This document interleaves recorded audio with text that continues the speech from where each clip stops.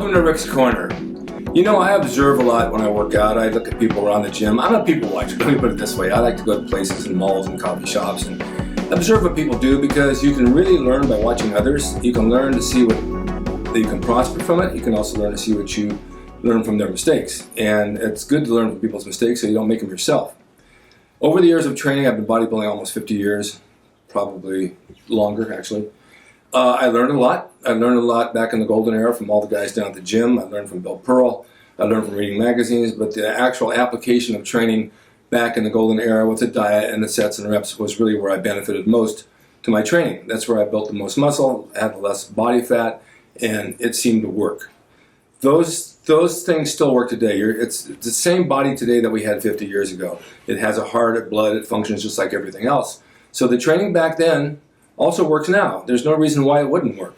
It worked it actually started in the 40s, I believe, and then 50s, 60s, and on from there. All right, so we established that your body's the same. Methods back then work to do now. Okay, a lot of people have new methods now. There's trainers out there who are doing the ball, they're doing cardio, they're doing CrossFit.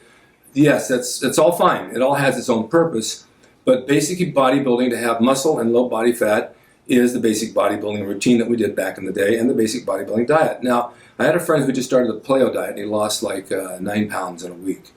Paleo diet's nothing more than the bodybuilding diet. If you want to think back in time, bodybuilders in Muscle Beach back in the late 40s, 50s, high protein, low carb, and then they would take a quart of cream and they would drink the cream for fat. The fat gave them energy, and then they had the protein, but they didn't have many carbs, so they stayed lean with small waist. That never changes. That would still work today if that's what you wanted to do. Then you have CrossFit training, and then you have cross training, and then you have aerobic workouts, and then you have cardio workouts, and you have cardio bar, and you have yoga, and you have all these other things that figure into it. There's nothing wrong with any of them. I'm not saying there's anything wrong. Those all have their purpose to do to their body what you want to do to your body for that particular reason. But if you want to be a bodybuilder, then you have to train like a bodybuilder. And point being, I'm going to go back in time about 3 or 4 years ago. I was in the gym with a couple of bodybuilder friends of mine that I've known forever. And this older man walked up to us and he says, "Look, I've been training with my trainer for probably 10 years. I don't look any different." His trainer trains him, trains 3 other guys, and 3 women. He trains them all the same. They do a circuit, this machine to that machine to this machine, and non-stop. Not one of their bodies looks any different in 10 years. So we had said to him, if you want to train and have a body like a bodybuilder, you have to train like a bodybuilder. You have to start dissecting your sets and reps and your body parts and hit them all at once. Get the blood flowing to the chest and move to the back. We all know this, and you guys know this as well. This is how you train if you want to have a body like a bodybuilder. All right, if you just want to have just a body in shape or somewhat in shape and just be normal without really any rips or cuts or muscle, then do what you're doing now. All right, 4 years went by. He was going to do it. He never did it. He's still doing the same thing. Now this man's probably in the 60s. I was in the gym today and I was doing leg extensions. He was next to me doing leg curls. He instantly got up from the leg curls and he grabbed 2 15-pound dumbbells and did 15 reps of curls for his bicep after doing leg curls. And so I looked, and I didn't say anything because it's not my place to interfere. Why are you doing hamstrings and biceps? You have the blood in your legs. Instantly you go to your arms and the blood has to rush up to your arm to feed the bicep. Then they got to go back and feed the hamstring and then back up and feed the bicep. I heard this years ago that this does not work. You got to keep the blood in the muscle that you're training. If you're training bicep, do all your bicep exercises, because that's where the blood's going to gorge into the cells, expand it, and make it grow. You wouldn't go over and do a set of squats when doing bicep, because your legs will take all the blood right out of your bicep, and you'll lose your pump.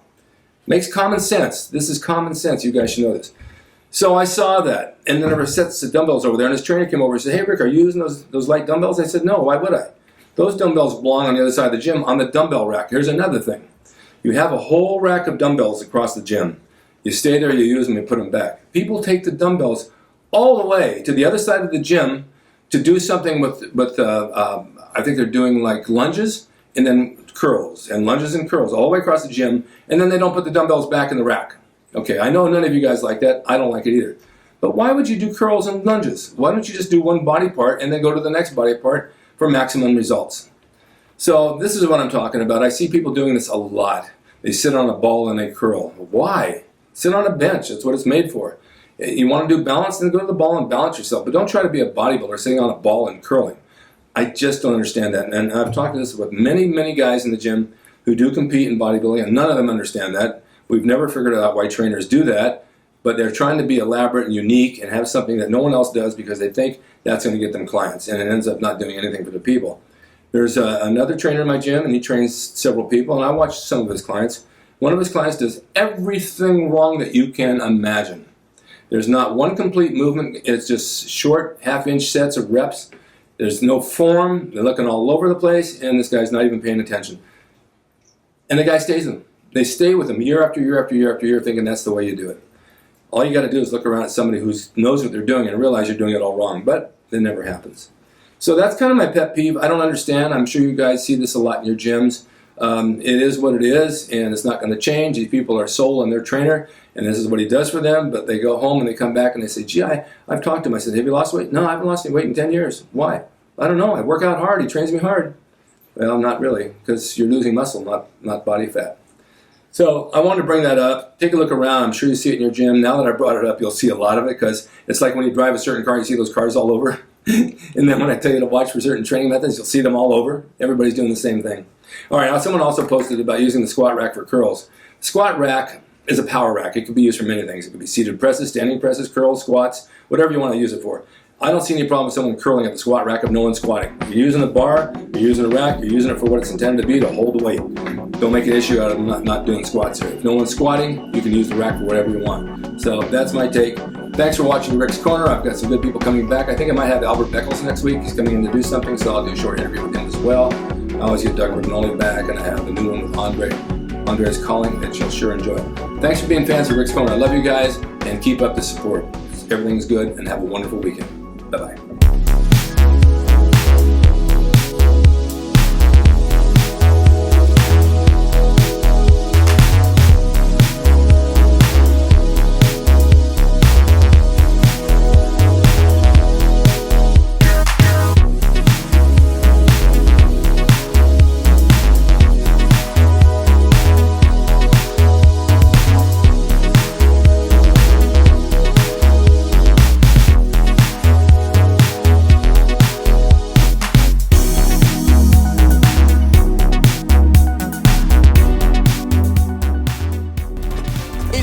Drasin.com. He is the equalizer, baby. See you next time.